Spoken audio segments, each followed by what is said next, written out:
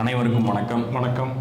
கிட்டத்தட்ட 150க்கும் மேற்பட்ட படங்களில் நடித்து தமிழ் சினிமாவுக்கு ஒரு தனி ஐடென்டிட்டி தனக்குன்னு உருவாக்கிக்கிட்ட ஒரு மிகப்பெரிய நடிகர், தலைவர், இன்னும் எவ்வளோ வேணாலும் சொல்லலாம். அவரை பற்றி சொல்கிறதுக்கு எங்களுக்கு வயசு பத்தாது. அந்த அளவுக்கு பண்ண ஐயா கேப்டன் விஜயகாந்த் அவர்களுக்கு பத்மபூஷன் அவருடைய கலை மற்றும் அரசியல் ரெண்டு வாழ்க்கைக்கும் பெரும் பங்காற்ற மாதிரி பத்மபூஷன் கொடுத்துருக்காங்க. அது மனசார எங்களுக்கு ரொம்ப சந்தோஷம். ஆமாம், ரொம்ப சந்தோஷம். முன்னாடியே அவருக்கு இன்னும் கிடச்சிருக்கணும்னு கூட நாங்கள் ஃபீல் பண்ணுறோம். ஏன்னா அவர் இப்போ கலைத்துறையில் யாருக்காவது பிரச்சனைன்னு சொன்னால் அவர் தான் முன்னாடி நிற்பாருன்னு சொல்லுவாங்க. இப்போ நிறைய இடத்துல நம்ம அதை பார்த்துருப்போம். இப்போ சினிமா வட்டாரங்கள்லாம் அவங்க பேசுகிற சொல்லும்போது என்னன்னா, இவரை பற்றி கேப்டன் இல்லாமல் ஒரு பேர் சொன்னாலே சில பேருக்கும் தம்பி அவர் கேப்டன் சொல்லுவாங்க, கேப்டன் சொல்லுவாங்க. ஸோ அந்த அளவுக்கு ஒருத்தரோட அன்பு சம்பாதிக்கிறது அவ்வளோ ஈஸி கிடையாது. ஆனால் இவ்வளோ பேர்கிட்ட அவ்வளோ அன்பு சம்பாதிச்சு அவர் இன்னைக்கு மறந்ததுக்கப்புறம் கூட அவ்வளோ கூட்டம், இவ்வளோ பேர் மாதம் இன்றைக்கும் நிறைய பேர் அவரை பார்த்துட்டே போயிட்டு இருக்க மாதிரி இருக்குன்னா, அப்போ அந்த அளவுக்கு அவர் அவ்வளோ கோடிக்கணக்கான மக்களோட அவ்வளோத்துக்கும் பஸ் ஸ்டாண்டே மாற்றி ஆமாம் கிளம்பாக்கம் போயிடுச்சு. ஆனால் கோயம்பேடுக்கு கூட்டம் குறையவே இல்லை. கேப்டனை பார்க்க வந்துட்டே இருக்காங்க. அது உண்மையிலே எனக்கு சொல்கிறப்ப உண்மையில புல்லரிக்குது. அது மாதிரி இனிமே ஒரு மனுஷன் பிறக்க முடியுமா, இந்த மாதிரி வாழ முடியுமான்னு தெரில. இவர் இருந்த டைம்ல நம்மளும் இருந்திருக்கோம். அதை நினைச்சே எங்களுக்கு சந்தோஷம், ரொம்ப ரொம்ப சந்தோஷம். அதே மாதிரி அவரை மாதிரி இமிட்டேட் பண்ணி இன்னைக்கு ஆயிரக்கணக்கான பேர் தமிழ் சினிமாலையும் சரி, தமிழ் காமெடி சர்க்கிள்லையும் அவ்வளோ பேர் அவரை மாதிரி மிமிக்ரி பண்ணி அவரை மாதிரி இமிட்டேட் பண்ணி தான் உள்ளே வந்திருக்காங்க. அதில் நானும் ஒருத்தன். அதுவே எங்களுக்கு ரொம்ப பெருமையாக இருக்குது.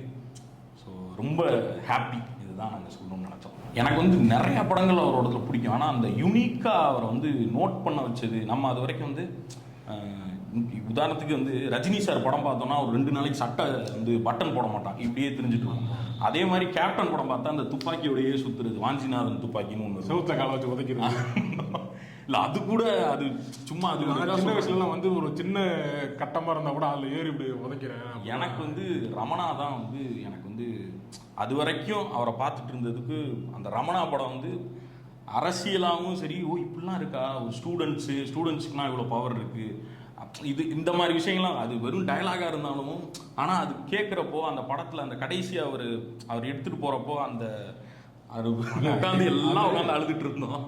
அதனால எனக்கு ரொம்ப தாக்கம் எந்த அளவுக்கு இருந்துச்சுன்னா, நிறைய பேர் மிமிக்ரி பண்ணும்போதே பார்த்தா அந்த புள்ளி விவரங்களை சொல்லி தான் அவனோட வாய்ஸ் எடுக்க பழகினாங்க. அந்த அளவுக்கு அது ரொம்ப தாக்கத்தை ஏற்படுத்தின படம். அவனோட கண்ணு ரொம்ப பவராக இருக்கும். தமிழ்ல அவர் கண்ணு பவர்ஃபுல் பார்த்தாருனாவே இருக்கும். வேற எதுவுமே முகபாவனை அது கூட ரெண்டாவது. முதல்ல கண்ணு, அந்த பவரான கண்ணில் பார்க்கும்போது அவர் என்ன நினைக்கிறாரு, எதிரியை பார்க்கும்போது அது மாதிரி பார்ப்போம். அப்புறம் பூர்வத்தை பெரியண்ணா படத்தில் இப்படி தூக்கி ஆட்டி காட்டுவாங்க. அது இன்னும் நமக்கு வரமாட்டேங்குது. நிறைய டைம் நான் ட்ரை பண்ணி பார்த்துருக்கேன். நிறையா ஒரு சொல்லிகிட்டே போகலாம். அது எனக்கு பர்சனலாக ரொம்ப பிடிச்ச படம்னா ரமணா. அது அப்புறம் அந்த எங்கள் வீட்டில் எல்லாம் நானும் கார்த்திகை என்ன படம், வானத்தை போல. அதுதான் அதில் எங்கள் அண்ணன் சொல்லி இவர் பிரபுதேவா பேசுவார். இப்போ பார்த்தாலும் நாங்கள் அழுதுருவோம் அந்த சீன். அது என்ன, அது ரொம்ப அது என்னன்னு தெரியல. அந்த அண்ணன்றதுக்கு அவர் அப்போலேருந்தே செட் ஆகிட்டார் போல. ஆமாம், எங்கள் வரைக்கும் அது எங்கள் ஜென்ரேஷன் வரைக்கும் அது கண்ணீர் வர வச்சு தான் இருக்குது. இன்னைக்கு பார்த்தாலும் அழுவோம். அதனால இந்த 2 படம் எனக்கு பெரிய மனது ரொம்ப பிடிக்கும். தெரியும், அது சின்ன வயசுலேருந்தே அவர் ஒரு இதாகவே வந்திருப்பாரு. புத்தி சொன்னா பிடிக்காது. ஓப்பனிங் சீனாக பொல்லே தெரியுது இல்லை, இந்த மருந்து புத்தி சொன்னா பிடிக்காது. அங்கே இருந்து அந்த ஆலமர வேறுன்னு அப்படியே அந்த பாட்டுமே நிறைய டைம் நாங்கள் அதை கேட்போம் வண்டியில் போகும்போது, திருவிழாவில் இந்த மாதிரி எங்கேயாவது இப்போ நல்ல. அதே மாதிரி இது பாட்டை பற்றி சொல்லணும்னு சொன்னேன். இது வரைக்கும் தமிழ் சினிமாவில் அதிகமான மாஸ் பாட்டுன்னு எடுத்தோம்னா கேப்டனுக்கு மட்டும்தான். அவரோட பாட்டு இன்ட்ரோ சாங்னு இன்னைக்கு எனக்கு தெரிஞ்சு எங்கள் ஊரில் நாங்கள் இப்போ லோக்கல் சேனலில் இந்த அட்வர்டைஸ்மெண்ட்லாம் கொடுப்போம். அப்போ மாசான பாட்டு ஏதாச்சும் வைக்கணும். அப்போ எடுத்தால் கேப்டன் பிளேலிஸ்ட் தான் வரும். பொட்டு வச்ச தங்க குடமா இருக்கட்டும், எந்த பாட்டு எடுத்தாலும் சரி, தவசி ஏழே இமயமலை எங்க ஊரு சாமி மலைன்னு இழுத்தாலும் அந்த மாஸ் பாட்டுனா அவர் தாங்க. அது அவருக்கு அப்புறம் அந்த பேர் எதுவுமே யாருமே அந்த அளவுக்கு இல்லை. அவருக்கு எழுதுன மாதிரி இருக்கும், அவருக்கு பொருந்தும், அவர் தகுதி உள்ள ஆள். அவர் எழுந்தா மலை போல. அது ஸோ அப்படியே சொல்லிட்டே போகலாம். எப்படி சொல்றது, கேப்டன்ங்கிறது ஒரு நடிகர், ஒரு இது அப்படி கடந்து போக முடியாது. எங்களுக்கு ஒரு மெமரி.